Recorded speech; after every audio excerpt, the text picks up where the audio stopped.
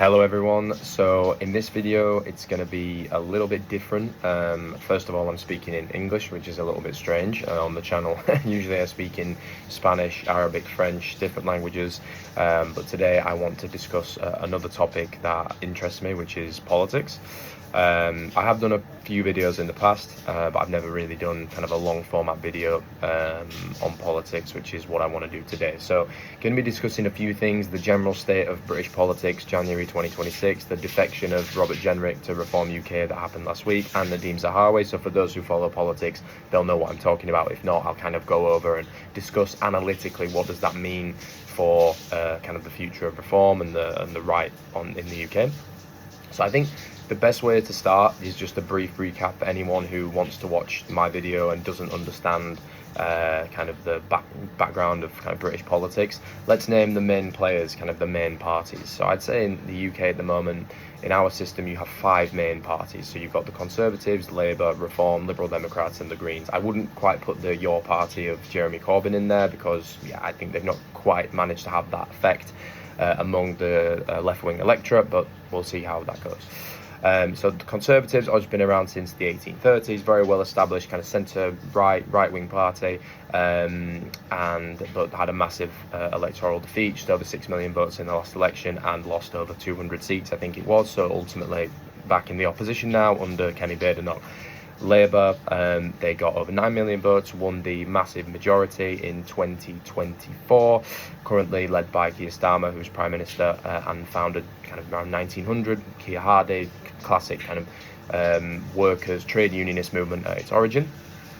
Reform UK, which I read the definition, is defined as a right-wing populist movement and led by Nigel Farage, obviously former European MP, led UKIP for many years, led the Brexit Party before Boris Johnson got his massive majority, and then now founded the Reform UK, which was founded back in 2018. So they got actually quite a staggering 4.1, I think it was, just over 4 million votes in 2024, but only 5 MPs.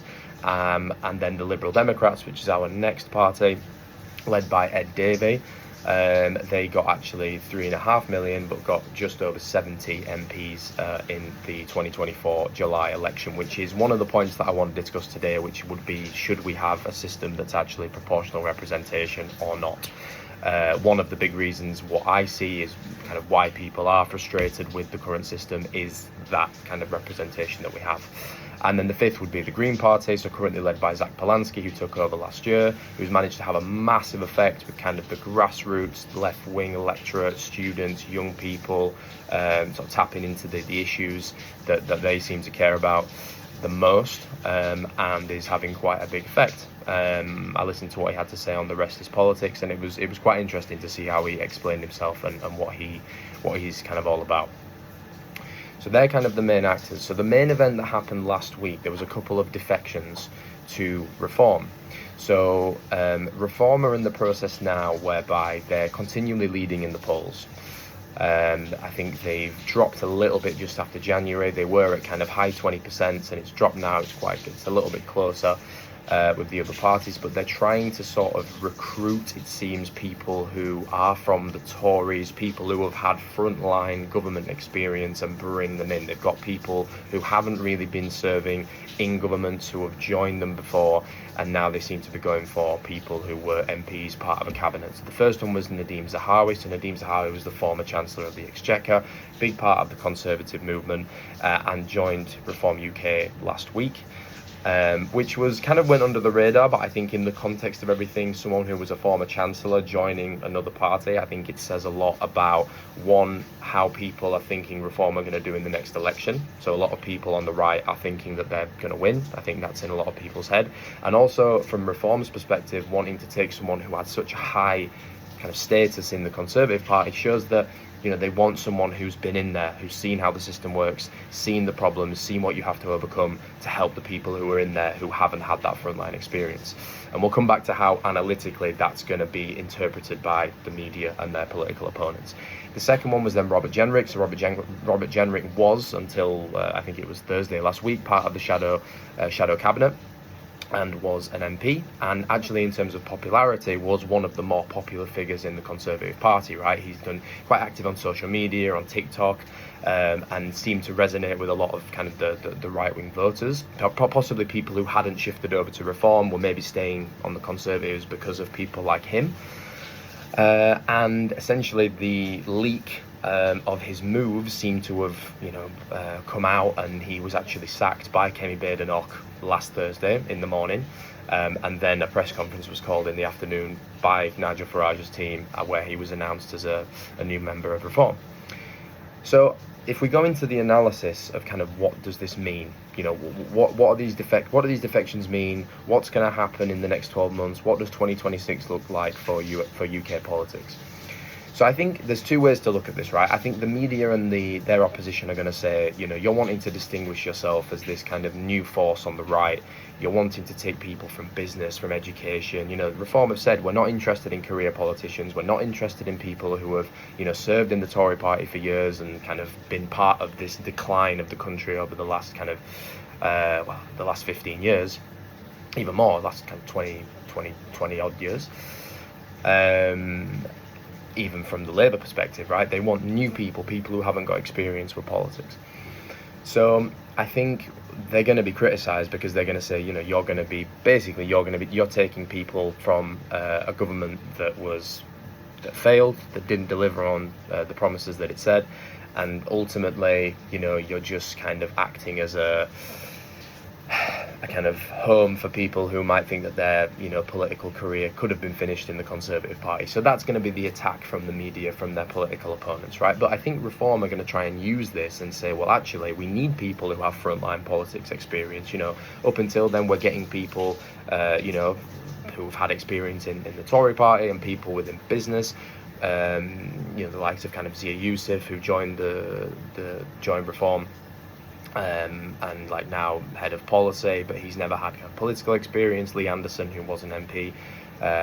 So I think that what they're going to say is, look, we need people when we get into government who have seen the problems, who know how the system works, who have dealt with these institutional kind of hiccups, and so that we can tackle them. So I think there's two ways to see it. How it's going to play is going to be interesting over the next 6 months.